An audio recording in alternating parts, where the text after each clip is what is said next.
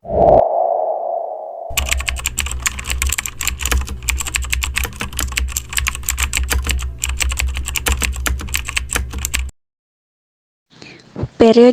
Undang-Undang Dasar Negara Republik Indonesia tahun 1945. Periodisasi Undang-Undang Dasar 1945 di Indonesia adalah sebagai berikut. Yang pertama, periode Undang-Undang Dasar 1945 pada tanggal 18 Agustus 1945 sampai 27 Desember 1949. Kedua, periode konstitusi RIS tahun 1949, tanggal 27 Desember 1949 sampai dengan 17 Agustus 1950.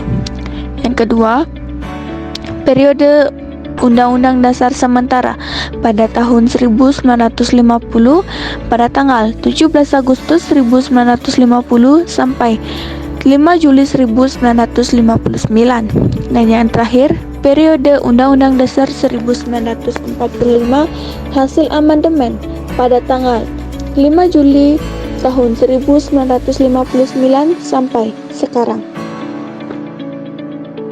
Nah, di sini kami juga akan memaparkan sedikit sejarah perjalanan Undang-Undang Dasar 1945.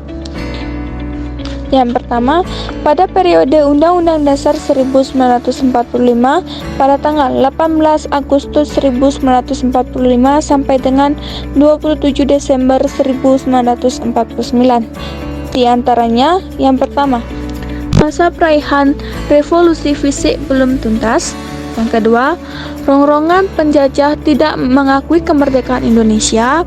Dan ketiga, praktek penyelenggaraan negara menggunakan sistem parlementer, sedangkan Undang-Undang Dasar 1945 menggunakan sistem presidensi. Kedua, periode konstitusi RIS sertifikat pada tahun 1949. Pada tanggal 27 Desember 1949 sampai dengan 17 Agustus 1950. Di antaranya yang pertama, banyak negara bagian yang tidak tunduk kepada pemerintah federal. Yang kedua, wibawa pemerintah berkurang. Yang ketiga, dari 16 negara bagian hanya 3 negara bagian yang tunduk. Di antaranya yang pertama, Negara Republik Indonesia, yang kedua, Indonesia Timur, dan yang terakhir, Negara Sumatera Timur. Periode Undang-Undang Dasar sementara pada tahun 1950.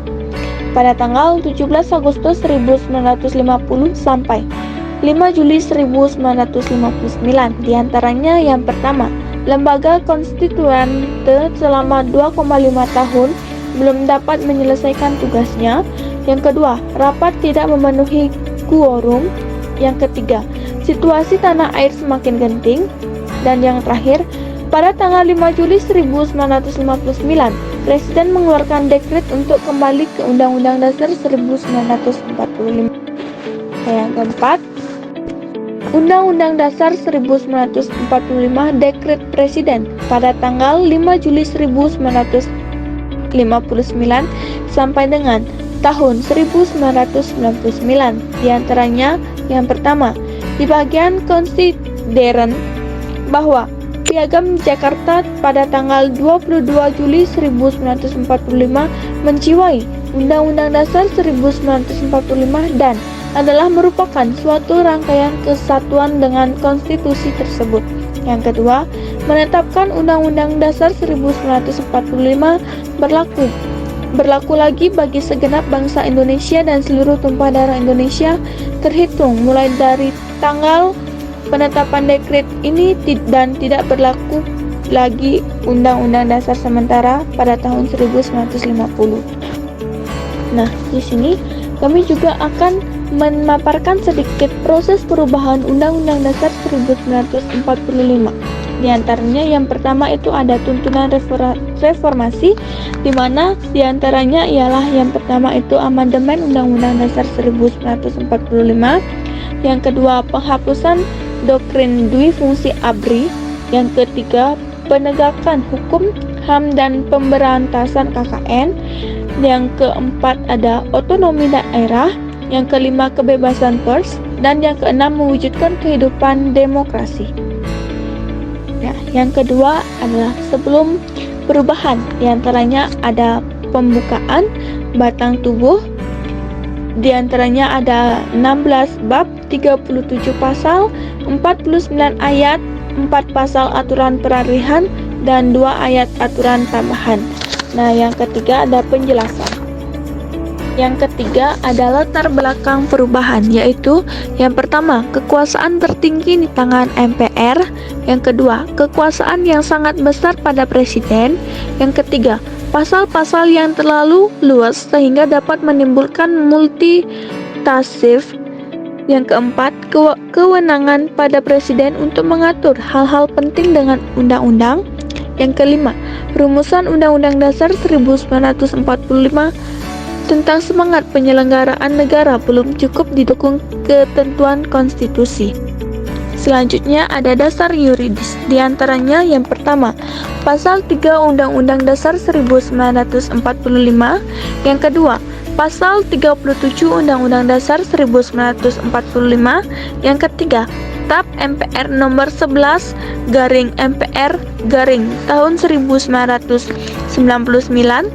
Yang keempat, TAP MPR nomor 11 garing MPR garing tahun 2000. Dan yang terakhir ada TAP MPR nomor 11 garing MPR garing tahun 2001. Yang selanjutnya ada sidang MPR, yaitu yang pertama, sidang umum MPR pada tahun 1999 dilaksanakan pada tanggal 14 sampai 21 Oktober 1999. Yang kedua, sidang tahunan MPR pada tahun 2000 dilaksanakan pada tanggal 7 sampai 18 Agustus tahun 2000. Dan yang ketiga, sidang tahunan MPR tahun 2001 dilaksanakan pada tanggal 1 sampai 9 November tahun 2001. Dan yang terakhir, sidang tahunan MPR pada tahun 2002 pada tanggal 1 sampai 11 Agustus tahun 2002.